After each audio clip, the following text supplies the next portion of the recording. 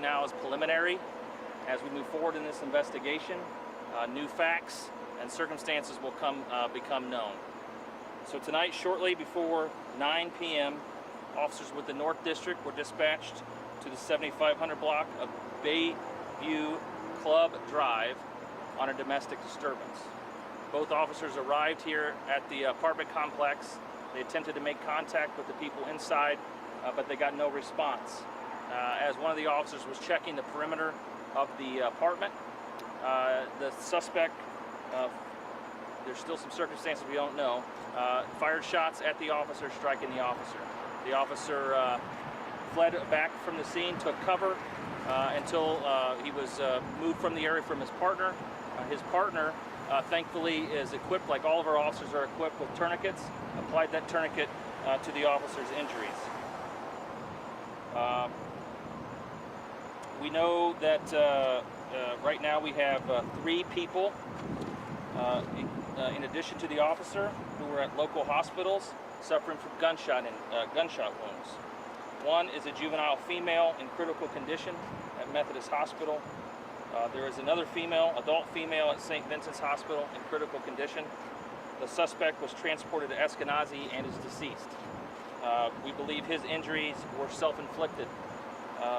No officers, no IMPD officers fired any shots during this incident. 3 other juveniles were able to escape from this apartment complex and are safe, and they are in the custody of IMPD.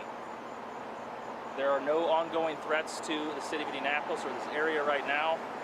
And with that, I will answer any questions that I'm able to right now. Oh, one other thing, I want to thank Indianapolis Emergency Medical Services, the Lawrence Fire Department, the Fishers Police Department, and the Indiana State Police for their partnership and their assistance tonight.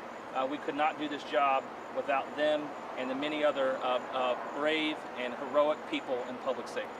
Do we know who made the call? That were shot, were they all inside the apartment? Just the 3 kids that escaped, were they inside, or how many people were inside? Yes, at some point, as our SWAT team was setting up a perimeter around the apartment, we weren't sure if the suspect was still inside or not. They made entry into the house and found the other victims inside the house and the suspect, who were all inside the apartment. Sorry. Do you know who called 911? Was it someone inside the apartment or another apartment? I don't know exactly where the 911 call came from at this point. At any point, was this a barricade situation where people were being held hostage inside?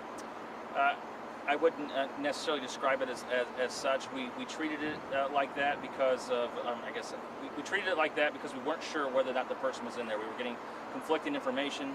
We received some new information that maybe there was someone else injured in the house. That's when the SWAT team made the decision to make entry to the house, and they found the suspect and 2 other victims inside.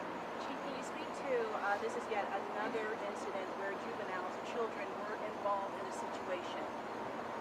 Yeah, you know, these like I said in my opening, the officers, when they get these domestic violence type calls, they're the most dangerous and uncertain type of call that an officer can get.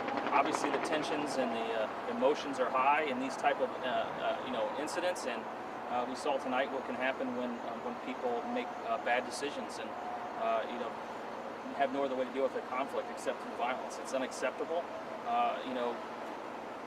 We also have to think and wrap our arms around the children that were able to escape. They're traumatized. They're going to be traumatized for some time, and we as a community owe it to them to provide them everything they can to grow up happy and healthy after what they've experienced. The relationship between the suspect and all of the people, the victims. That's still a little cloudy right now. We're unsure exactly what that relationship is. You mentioned that there were 3 other people that were hurt in addition to the officer. Is that just the suspect, the juvenile female, and the adult female, or was there another person other than the suspect that's at the hospital? No, that's it. That's okay. I think yeah. The 2 that are in critical condition that you mentioned they're both in the hospital. Do we know where they were shot? I don't know that information right now. Do we know their relation to each other?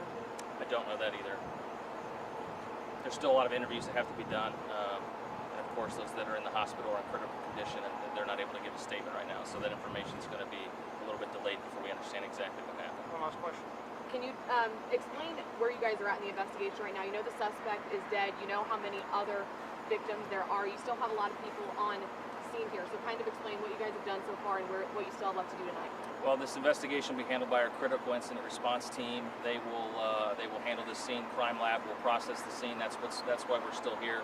There's evidence to collect both inside and outside of the apartment, so we're going to be here for a few more hours. Thank you all. Thank you. Thank you. Thank you.